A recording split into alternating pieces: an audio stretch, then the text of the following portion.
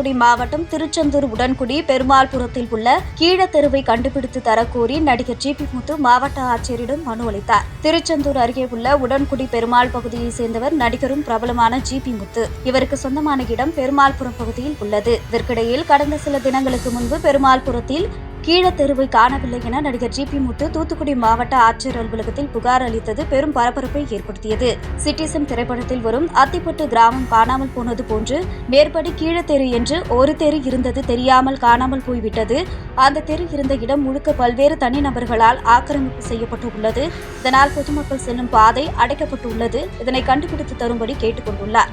மேலும் G B முத்து தங்களது ஊர் மக்களை அவதூறாக பேசியதாக கூறப்படுகிறது.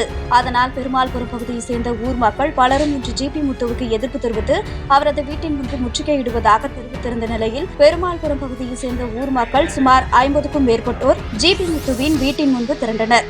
அப்பொழுது கோவில் பணிகளை தொடங்க வேண்டும் என்று ஒரு தரப்பினர் கோவில் பணிகளை தொடங்கக்கூடாது என்றும் ஜி பி முத்து தரப்பினரும் கடும் வாக்குவாதத்தில் ஈடுபட்டதால் பெரும் பரபரப்பு ஏற்பட்டது. இதற்கிடையே போலீசாரும் இதில் தலையிட்டு பேச்சுவார்த்தையில் ஈடுபட்டு வந்தனர். ஆனாலும் இரு தரப்பினரிடையே கடும் வாக்குவாதமானது நிலவி வந்தது.